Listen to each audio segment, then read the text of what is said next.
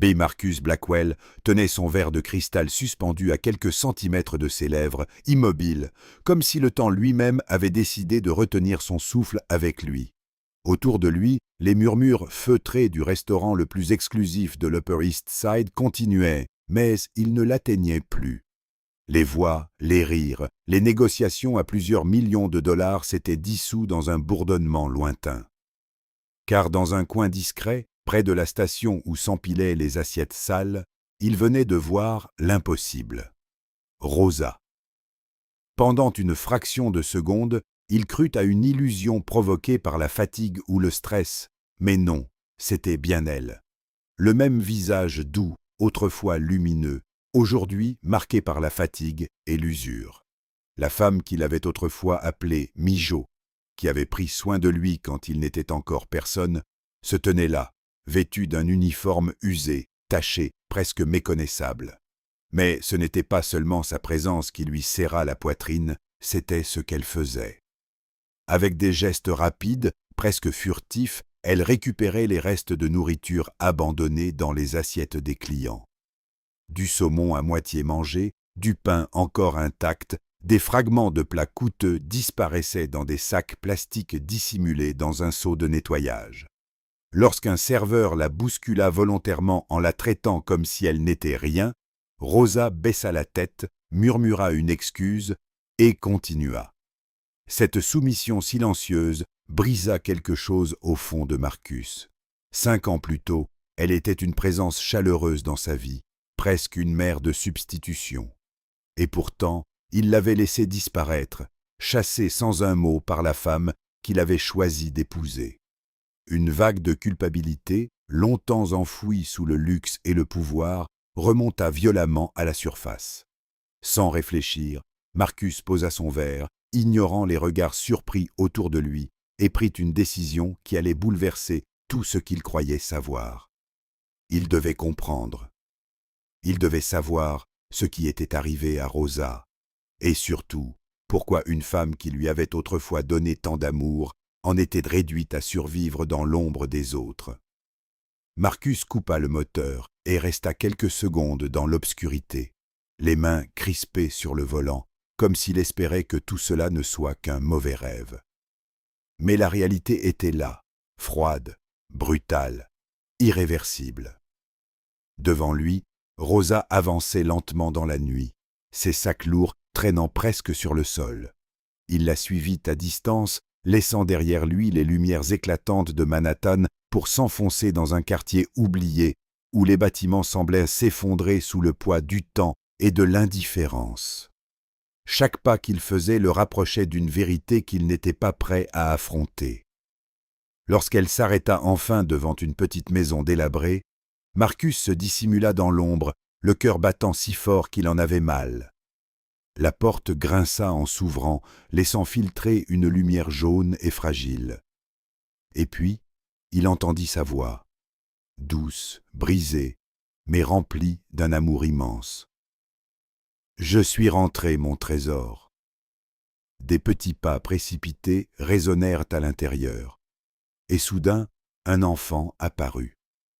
Un garçon frêle, à peine âgé de 4 ans, s'accrocha à la jambe de Rosa. Marcus sentit son souffle se couper net. Ce n'était pas la pauvreté, ni la maladie visible dans le corps fragile de l'enfant qui le bouleversa. C'était son visage. Ses yeux sombres, cette mâchoire, ses traits, c'était lui. Comme un reflet du passé revenu le hanter. L'enfant toussa violemment, un son profond et inquiétant, avant de lever les yeux vers Rosa. « Tu as apporté mon médicament, maman ?» Le mot résonna comme un coup de tonnerre. « Maman !» Marcus recula d'un pas, déséquilibré, comme frappé en plein cœur. Les souvenirs refirent surface avec une violence insoutenable. Nathalie, son rire, ses promesses, puis cette rupture brutale, dictée par l'ambition et l'argent. Il n'avait jamais su, ou peut-être n'avait-il jamais voulu savoir. Le calcul s'imposa à lui avec une précision terrifiante. L'âge de l'enfant, la date, tout concordait, Le monde autour de lui vacilla.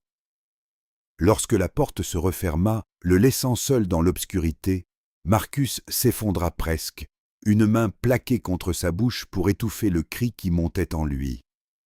Cet enfant, ce petit garçon malade, caché dans la misère, était son fils, et il n'avait jamais su qu'il existait. Marcus Blackwell trzymał kryształowy kieliszek tuż przy ustach.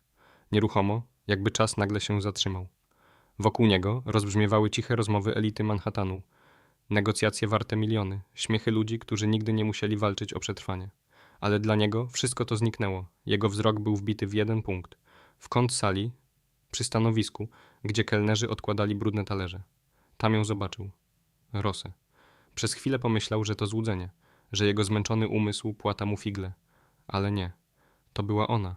Ta sama kobieta, która kiedyś mówiła do niego Mio, która gotowała mu zupę, gdy był chory, która wierzyła w niego, gdy nie miał nic poza marzeniami. Tylko że teraz wyglądała zupełnie inaczej.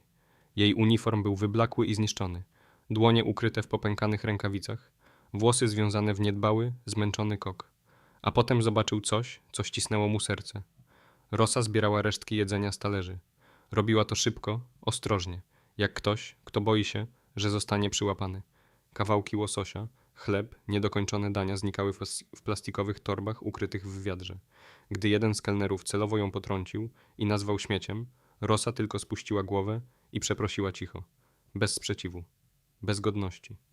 Ten widok złamał coś w Markusie. 5 lat temu była dla niego kimś więcej niż pracownicą. Była rodziną, a on pozwolił jej zniknąć, wyrzuconej bez słowa przez kobietę, którą poślubił dla pieniędzy i władzy. Poczucie winy, które tłumił przez lata, wróciło z brutalną siłą. Bez zastanowienia odłożył kieliszek, ignorując zdumione spojrzenia partnerów biznesowych. W tej chwili nic nie było ważniejsze. Musiał się dowiedzieć. Musiał zrozumieć, co się stało z Rosą. I dlaczego kobieta, która kiedyś dała mu tak wiele serca, teraz przeszukuje cudze talerze, żeby przeżyć. Marcus zgasił silnik i przez chwilę siedział w ciszy, ściskając kierownicę tak mocno, że aż pobielały mu knykcie. Wiedział, że nie ma odwrotu. To, co zobaczył tej nocy, już na zawsze zmieni jego życie. Wysiadł z samochodu i ruszył za Rosą, zachowując dystans. Każdy krok prowadził go coraz dalej od świata luksusu, który znał, a coraz głębiej w rzeczywistość, o której nigdy nie chciał wiedzieć.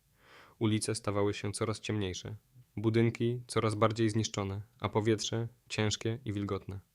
W końcu Rosa zatrzymała się przed małym, rozpadającym się domem. Marcus ukrył się w cieniu. Serce biło mu jak oszalałe. Drzwi otworzyły się z cichym skrzypieniem, a z wnętrza wydobyło się słabe, żółte światło. I wtedy usłyszał jej głos.